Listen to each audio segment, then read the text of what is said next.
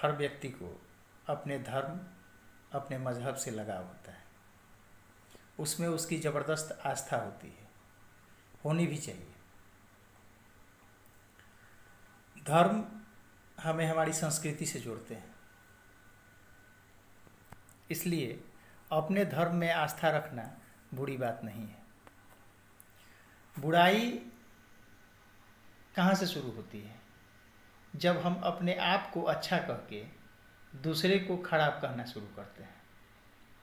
हम अपने आप को हर हाल में सही बताते हैं और दूसरे को हर हाल में गलत साबित करने की कोशिश करते हैं, और यहीं से पक्ष और विपक्ष का निर्माण होता है। तनाव भी अक्सर बरकरार रहता है।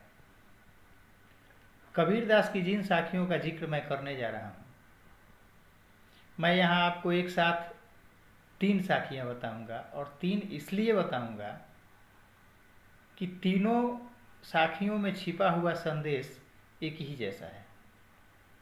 पहली साखी है, पखा पखी के कारणे सब जग रहा भुलान, निरपक होके हरि भजे सोई संत सुजान। यानी पक्ष और विपक्ष के चक्कर में दुनिया वास्तविकता को भूल जाती है। निष्पक्ष होकर जो ईश्वर की आराधना करता है, वास्तव में वही बुद्धिमान व्यक्ति है। दूसरी साखी में कबीरदास ने कहा है कि हिंदू मुआ राम कही, मुसलमान खुदाई, कहे कबीर सो जीविता, जो दुहु के निकट न जाई। हिंदू राम राम कहते कहते इस दुनिया से जाते हैं, और मुसलमान अल्लाह अल्लाह रटते रटते इस दुनिया को अलविदा करते हैं। लेकिन ये दोनों लोग मर जाते हैं। मर इस अर्थ में जाते हैं कि ऐसे लोगों को दुनिया याद नहीं करती है, याद भी करती है तो पसंद नहीं करती है, क्योंकि इन्होंने ईश्वर आराधना का एक छोर थामे रखा। अतः ऐसे लोगों को कुछ खास लोग पसंद करते हैं तो कुछ खास लोग नापसंद भी करते हैं। कुल मिला जुला करके ये दुनिया के लिए अच्छा संदेश नहीं दे पाते हैं। वास्तव में वही लोग जीवित हैं जिनके लिए राम में अल्लाह और अल्लाह में राम दिखते हैं। यानी राम और रहीम का फर्क जिनके अंदर नहीं रहता है, वही जीवित भी रहते हैं, और कबीरदास की नज़र में वही बुद्धिमान भी होते हैं।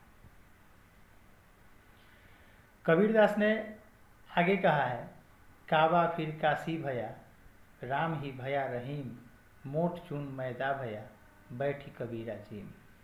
यदि काबा काशी हो जाए, राम रहीम हो जाए, तो दोनों धर्मों के बीच की आपसी दूरी जो है, आपसी कटुता जो है, वह खत्म हो जाएगी, और तब जीवन का एक वास्तविक आनंद समझ में आएगा। पक्ष और विपक्ष के चक्कर में पड़ना, राम और रहीम को लेकर के आपस में द्वेष पाल लेना, ये कहीं से जायज़ नहीं है। हमें एक दूसरे के धर्म, एक दूसरे के मजहब, एक दूसरे की आस्था का सम्मान करना चाहिए। यदि हमारे अंदर इस तरीके की भावना है, यदि हम अपने अंदर इस तरीके की भावना को जागृत करते हैं, यदि हम ऐसे 2, 4, 10 लोग भी समाज में तैयार कर देते हैं जो धार्मिक भावनाओं की कद्र करें, चाहे वो अपनी हो या औरों की हो, तो फिर कहीं कोई दूरी नहीं रह जाती है। किसी का किसी से वैमनस्य नहीं रह जाता है, किसी का किसी से टकराव नहीं होता है, और यही बुद्धिमानी है। मानव के हितों के बारे में सोचे, इंसान इंसान के करीब रहे, यही ईश्वर की सच्ची भक्ति है, सच्ची आराधना है, सच्ची पूजा है।